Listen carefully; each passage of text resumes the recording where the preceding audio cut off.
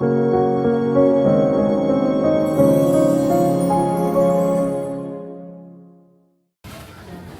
Deus, mais uma vez viemos a Ti, Senhor, nesta tarde. Queremos nos entregar em Tuas mãos.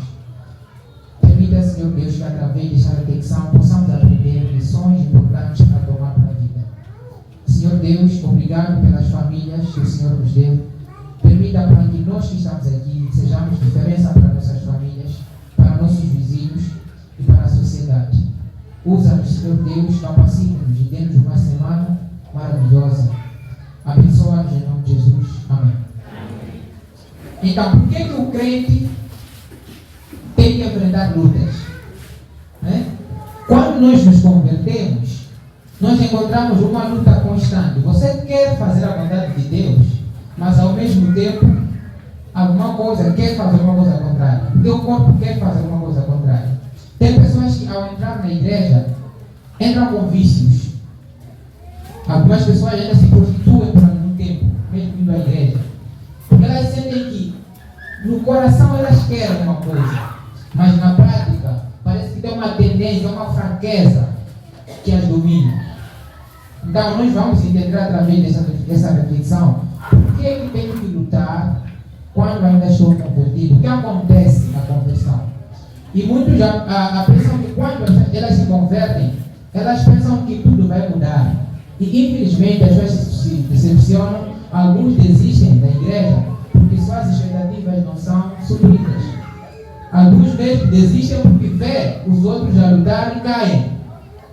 Porque ao sairmos de lá do mundo, nós saímos em busca de uma solução. E quando encontramos esta fé, nós cremos que já encontramos o caminho. Mas infelizmente chegamos lá e encontramos as mesmas pessoas que nos trouxeram para ali. Vemos elas caindo, vemos elas fracassando.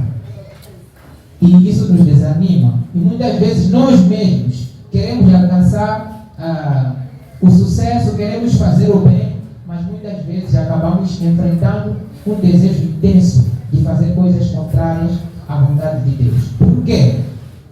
Será que o Espírito Santo não habita em nós quando nós nos convertemos? Então, para que nós possamos compreender isso, precisamos agora entender o que acontece quando uma pessoa se converte. O que acontece na salvação? Primeiro dizer que salvação é o mesmo que dizer resgatar. Uma pessoa que precisa de salvação, uma pessoa que precisa de resgate, não pode salvar a si mesma.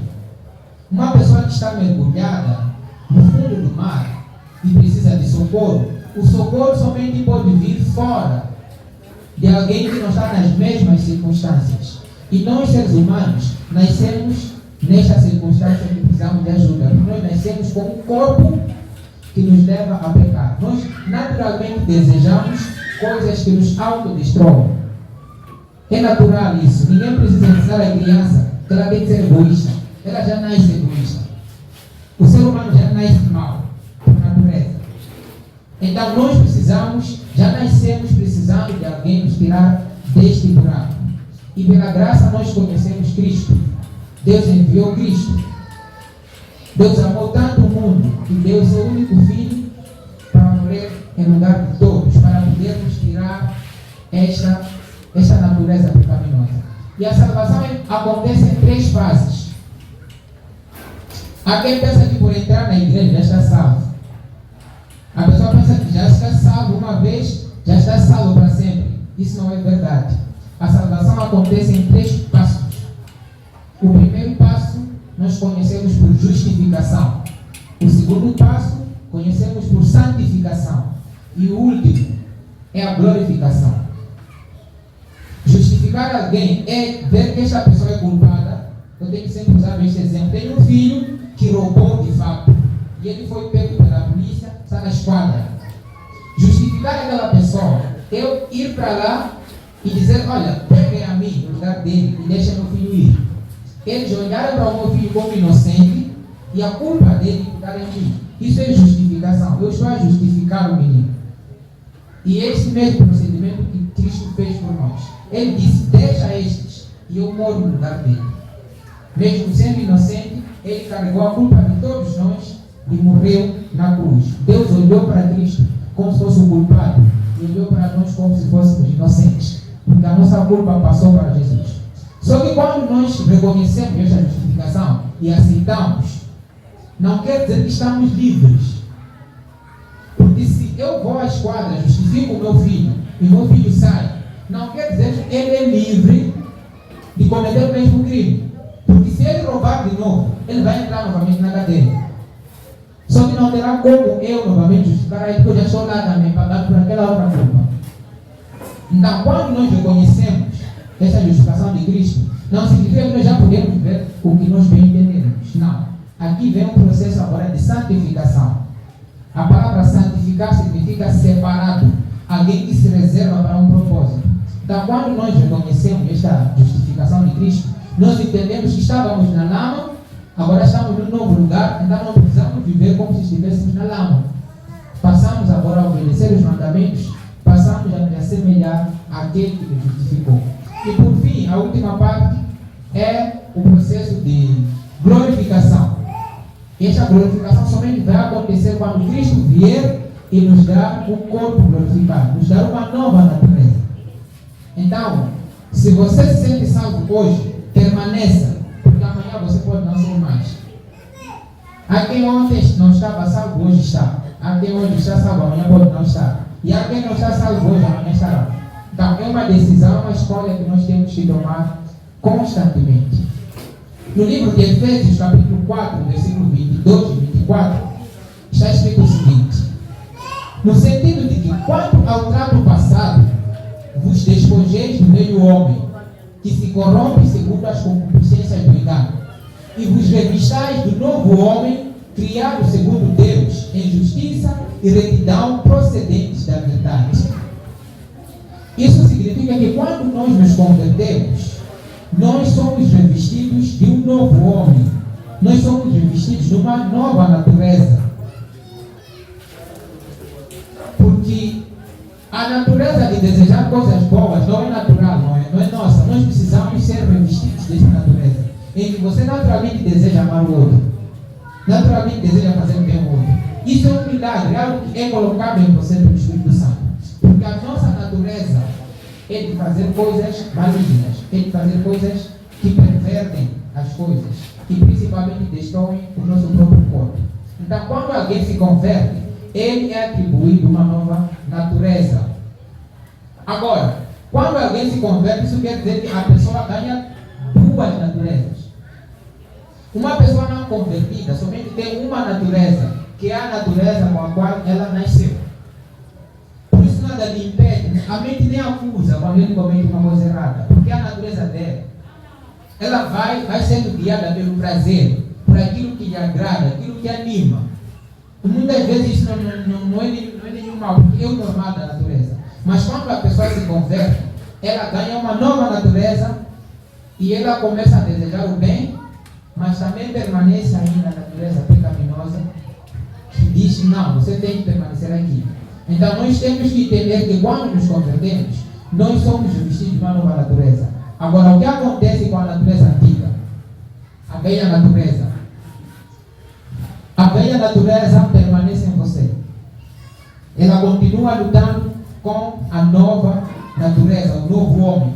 Em Romanos capítulo 6, versículo 6, está escrito o seguinte: sabendo isto, que o nosso homem velho foi com ele crucificado, para que o corpo do pecado seja desfeito, para que não sirvamos mais ao pecado. E os que são de Cristo, Gálatas 5, versículo 24, e os que são de Cristo crucificaram a carne com as suas paixões e concupiscências. Paulo afirma que na justificação, o velho homem tem que ser feito o quê? Crucificado. Para quem já estudou muito sobre crucificação, vai entender que crucificação era um processo, era o método mais severo da época de Cristo para punir as pessoas que eram consideradas as mais criminosas da sociedade. E ninguém crucifica a si mesmo. Sempre na crucificação tinha que vir alguém crucificar a pessoa criminosa.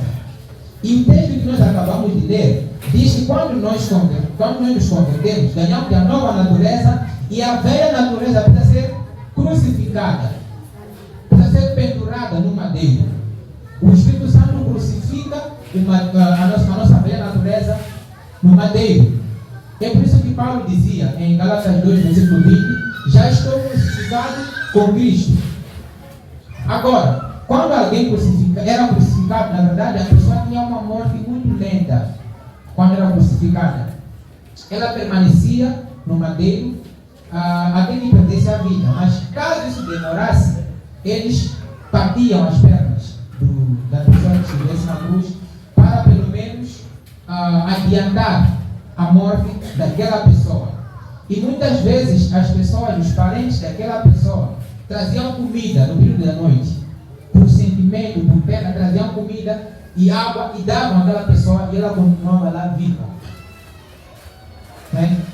E este exemplo nós temos que incorporar neste velho homem. Quando se fala de crucificar o homem, nós temos que saber que quando você se converte, Deus não tira a tua natureza antiga. Ela permanece em você, mas crucificada. Para dizer que essa natureza pecaminosa que está em você pode permanecer viva por muito tempo. Pode ser fortalecida dependendo da alimentação que você vai dando a essa natureza. Tanto a natureza do novo homem, quanto a natureza do antigo homem, elas precisam ser alimentadas. E nós conhecemos muito bem que tipo de alimentação é que precisa o novo homem e também que tipo de alimentação é que precisa do antigo homem.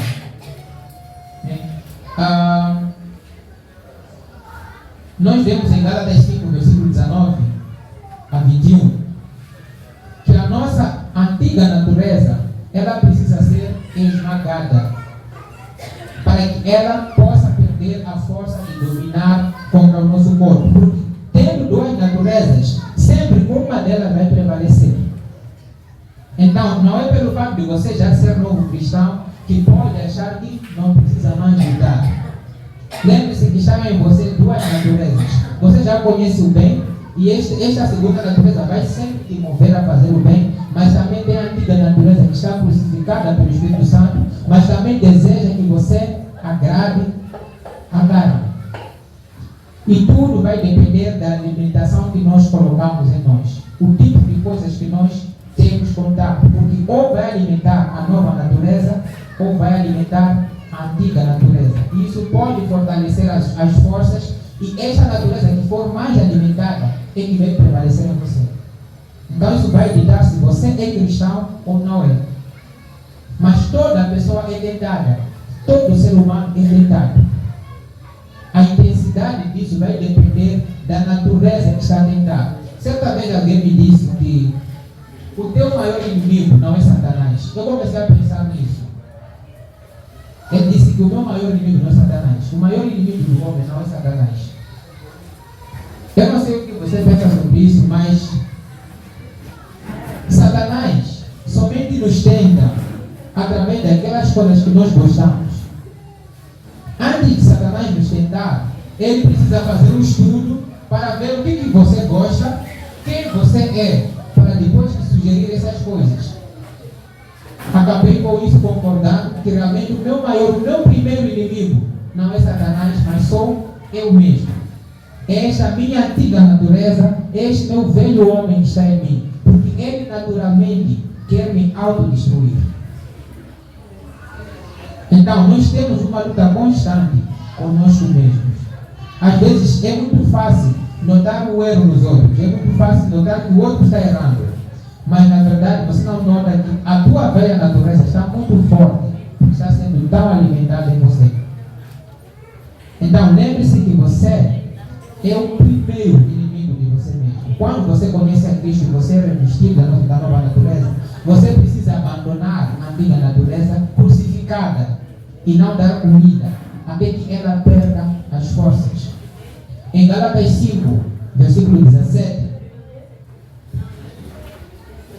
está escrito que porque a carne cobiça contra o Espírito, e o Espírito cobiça contra a carne, e estes opõem-se um ao outro. Nós temos a nova natureza que quer que a velha natureza morra, mas também temos a velha natureza que quer que a nova morra. Agora você é quem vai escolher qual delas você deseja que viva. E eles, como disse antes, precisam ser alimentados. Né? Então isso explica porque que as nossas lutas são constantes.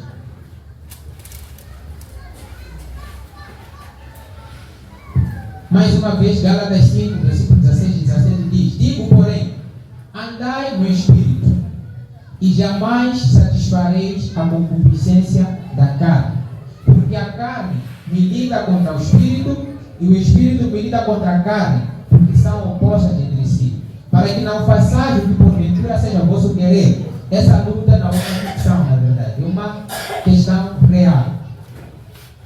Para quem já esteve viciado em alguma coisa, sabe muito bem que não é fácil vencer um vício. Não é uma coisa não é coisa imaginária. Requer uma decisão bem séria, e não só simplesmente uma decisão. Requer ajuda, às vezes ajuda externa. Você requer de orações. Então a luta é real, mas o livro de Gálatas diz que nós precisamos gostar de coisas espirituais. Temos que nos colocar em ambientes que vão favorecer essa nossa natureza espiritual, para que a natureza carnal possa perder a força. Será que nós temos que lutar contra a nossa natureza por toda a vida? Quando é que essa natureza vai morrer definitivamente? Isso não significa, na verdade, que nós vamos lutar definitivamente ou eternamente contra a nossa velha natureza. Isso, na verdade, depende de você.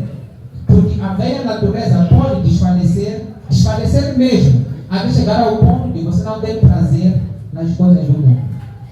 Existem pessoas que dizem que eu não consigo gostar de música da igreja, não consigo gostar da música do Inário.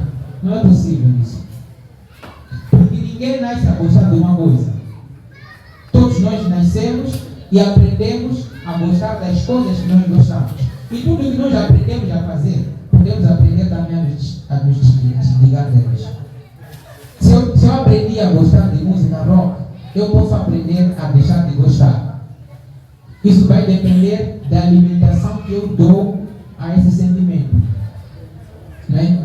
Então, nem todos lutam contra seus pecados para sempre. Há pecados que vão se tornando cada vez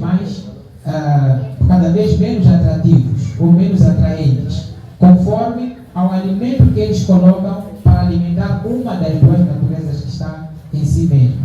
Em Romanos 8, versículo 2. Romanos 8, versículo 2. Está escrito o seguinte: porque a lei do Espírito porque a lei do Espírito da vida em Cristo Jesus te livrou da lei do pecado e da morte. Então nós já temos livramento da morte, já temos livramento desta natureza, temos a capacidade, a possibilidade de nos livrarmos desta natureza da morte. Então dependerá de você deixar a tua velha natureza crucificada. Mas hoje nós temos duas naturezas, porque nós conhecemos a Cristo, porque nós decidimos agora viver segundo a sua vontade. E aqui eu trago um segredo para aqueles que precisam tornar o novo homem vitorioso contra o antigo. Porque se nós não vencermos nenhuma das naturezas, ou seja, não vencermos a antiga natureza, ou não vencermos o nosso velho homem, ele vai dominar sobre nós. Então o segredo é o seguinte: a natureza mais forte vai controlar a natureza mais fraca. Agora, o que você vai fazer para alimentar a natureza nova para que se torne mais forte? Nós temos 5 vias. A psicologia confirma 5 vias de acesso à mente. A maior luta, segundo a nossa irmã Ellen G. White, ela diz que a maior luta de Satanás é sobre a mente. Satanás não quer proibir que as pessoas vão à igreja, porque ele sabe que ele pode não conseguir impedir isso. Então, Satanás não está preocupado se você vai à igreja ou não. Satanás quer que nós vamos à igreja, mas estando na igreja, sejamos fora dela. Quer dizer, nós somos pessoas da igreja, mas não vivemos igreja. Estamos na igreja, mas ao mesmo tempo estamos fora da igreja. E isso somente vai ser possível se ele tomar controle da nossa mente. Então a maior guerra de Satanás é ocupar a nossa mente. mente. E nós conhecemos 5 vias de acesso à mente, que são os 5 sentidos: os olhos, o nariz, a boca, os ouvidos e as mãos, ou a pele. Tudo aquilo que nos permite tocar em alguma coisa. Porque quando você vê uma coisa, tudo que você vê sugere ideias para a sua mente. Tudo que você toca vai sugerir alguma ideia para a sua mente. O cheiro que você sente, automaticamente aparecem pensamentos na mente. Às vezes começam a questionar: é pecado assistir filme? Essa não deveria ser a pergunta. O que nós temos que saber é que tudo que nós vemos sugere pensamentos à mente. E a nossa mente fica preenchida de ideias, com base naquilo que nós vemos, naquilo que nós experimentamos através da boca, através do cheiro que nós sentimos e através de tudo que nós tocamos ou pisamos. Então são as únicas maneiras de Satanás conseguir entrar na tua mente. As únicas maneiras de Satanás conseguir semear alguma coisa na tua mente. Então, se você cuida dessas áreas da sua vida, você controla, você tem domínio sobre essas coisas, você sabe o que você pega, você sabe o que você vê e controla sobre essas coisas, Satanás não terá êxito, terá impedimentos para controlar a sua mente. Porque lá você coloca chaves, você coloca cadeado, trancafé a sua própria mente para dar acesso ao inimigo. Então, nós precisamos tomar conta em tudo quanto nós fazemos, tudo quanto nós vemos, ouvimos, sentimos, através da pele ou através da boca. Porque é através desses sentidos que nós alimentamos o velho ou o novo homem. Nós muitas vezes queremos ser muito grandes espiritualmente, queremos que a nossa fé cresça realmente, mas nada fazemos para alimentar essa parte espiritual. Somente oramos, achamos que Deus, a espiritualidade de Deus imputa nas pessoas. Não. É uma semente, é um ser, uma nova natureza que precisa ser alimentada e ganhar força.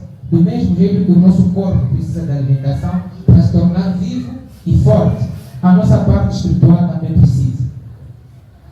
A nossa parte emocional também precisa. Inteligência emocional se cria, se desenvolve. Por isso as crianças que nascem desde cedo começam a ser maltratadas. Uma vez eu vi algo chocante. Eu fui visitar uma casa e nós pedimos água naquela casa. Então a criança trouxe água. Só que ao se aproximar, a criança derrubou, tinha alguma barreira, derrubou, e um pouco d'água caiu para mim na perna.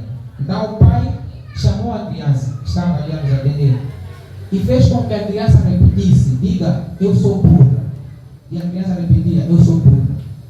Aquilo foi muito chocante para mim, porque o pai estava a convencer a criança de que ela é burra, de que ela não serve para nada. E quando as crianças crescem nessas circunstâncias, vão crescendo e aprendendo que elas não servem para nada, que elas não têm valor, que elas são burras, elas têm dificuldade em ter uma inteligência emocional boa. Elas crescem a pensar que não prestam para nada. E quando enfrentam crises, enfrentam problemas, rapidamente se enforcam. Porque elas sempre foram ensinadas que elas não servem para nada. Mesmo na escola, quando ela chega lá, quando não entende a matéria, sabe, mas também já me disseram que eu mesmo sou burro. Porque ela sempre cresce ao ouvir: eu sou burro, eu sou burro. Chega lá: meu pai já me disse, eu não vou entender isso aqui, porque eu disseram que eu sou burro. Então as pessoas começam a desenvolver-se dessa maneira. Então tudo deve ser alimentado. Nós queremos que as nossas crianças sejam positivas. Nós precisamos alimentar sentimentos positivos dessas crianças. Precisamos motivar essas crianças, precisamos elogiar, não só repreender, mas também elogiar quando elas acertam. Porque isso ajuda no desenvolvimento emocional das crianças.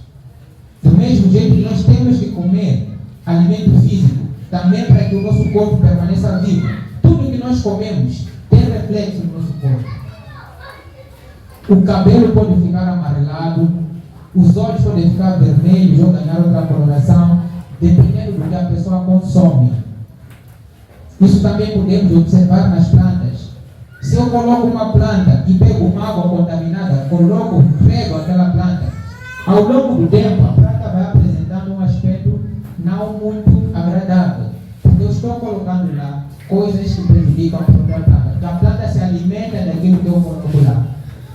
Então, tanto a nossa natureza física, quanto a nossa natureza, quanto a natureza carnal e quanto a nossa natureza espiritual, ambos precisam ser alimentados. E a palavra de Deus é que alimenta a nossa natureza espiritual. Nós precisamos ter diariamente contato com a palavra de Deus. Quando nós buscamos a Deus, nós não estamos fazendo um favor para Deus. O maior sonho de Deus, o maior desejo de Deus é nos abençoar, é nos salvar. E Ele está sempre disposto, de braços abertos, esperando que nós o busquemos e encontremos nele essa salvação. Então, buscar a Deus nas madrugadas, ou em qualquer hora com a família, não é um favor para Deus. É para o teu próprio bem, é para a produção da sua própria família. E quando nós nos demoramos em assuntos de caráter religioso, de assuntos bíblicos, nós aprendemos a sentir prazer naquelas coisas. E as coisas do mundo passam a ter menos relevância. Houve um tempo que eu me sentia muito tentado por bebida, por exemplo. Por bebida mesmo. Eu nasci numa família cristã, mas eu confesso que no início eu tinha curiosidade em beber. Eu não tinha oportunidade, mas eu sentia aquele desejo, aquela tentação. Mas quanto mais eu ia me demorando em coisas sagradas, em coisas da igreja, hoje eu nunca beberia mesmo. Eu digo com toda a convicção, e se Satanás quisesse me tentar, não seria com bebida, porque ele sabe que eu não sinto falta disso. Eu nunca faria isso, nem por brincadeira. Então, isso tudo para que eu ganhe esse fortalecimento, eu tive que identificar coisas que eu pudesse me demorar nelas, para que essa velha natureza pudesse ser suprimida. Então, nós temos que aprender a nos gostar, a nos demorarmos em assuntos que vão nos fortalecer espiritualmente. Antes de você consumir, antes de você fazer, não se pergunte, posso fazer ou não? Se pergunte, qual natureza vai ser alimentada com isto? O que você vai comer, o que você vai ler, o que você vai assistir, qual natureza vai ser favorecida por meio daquilo? Porque você pode estar a se colocar em perigo. E da primeira vez que você ceder para o inimigo, é mais força para ele. A primeira vez que você alimentar a tua natureza carnal, é mais força para ele. É por isso que quando a pessoa faz a primeira vez, pode até ser duro. A pessoa que mata a primeira vez, às vezes até perde o controle, não se concentra. Mas a segunda vez parece que não é nada. E a pessoa vai se habituando com aquilo. O que era tão drástico torna-se algo normal. Porque a pessoa foi fortalecendo o velho homem, que ele vai fazer aquilo que é natural para ele. Então, era mesmo essa reflexão que eu queria que nós pudéssemos ter. Não era um estudo por causa mesmo do nosso tempo, mas lembre-se que tentações você vai ter. Passarinhos podem. Tem um escritor que disse que você não pode impedir que pássaros voem sobre a sua cabeça, mas você pode impedir que eles façam ninho sobre a sua cabeça. Uma coisa é os pássaros voarem sobre a sua cabeça e você não ter controle sobre eles. Agora acabou deles colocarem ninho em você. Para dizer que nós sempre vamos ser tentados, mas aquilo que permanece, aquilo que fica, nós é que recebemos com as nossas próprias mãos. Nós é que buscamos aquelas coisas. Então temos que ser pessoas seletivas. Temos que saber o que nós colocamos em nossas vistas, o que nós colocamos dentro das nossas casas. Tem inimigos nas nossas casas que nós mesmos pagamos para eles estarem lá. A televisão, o que nós vemos na internet, tudo aquilo ou alimenta a velha natureza ou alimenta a nova. Para terminar, nós vamos ver 1 Coríntios capítulo 15, versículos 50 a 54. 1 Coríntios capítulo 15, versículos 50 a 54.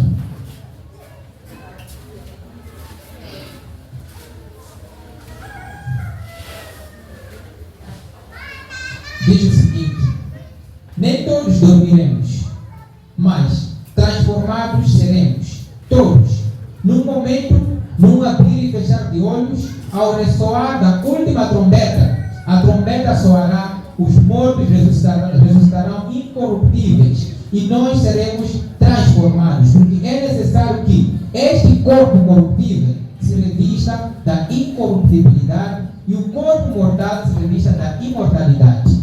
Filipenses 3, versículos 20 e 21, dá continuidade a essa mesma linha de pensamento, dizendo: e quando este corpo se revestir de incorruptibilidade e o que é mortal se revestir de imortalidade, então se cumprirá a palavra que está escrita: tragada foi a morte pela vitória. Pois a nossa pátria está nos céus, onde também aguardamos o Salvador, o Senhor Jesus Cristo, o qual transformará nosso corpo de humilhação para ser igual ao corpo glorioso, segundo a eficácia do poder que Ele tem de até subordinar a si todas as coisas.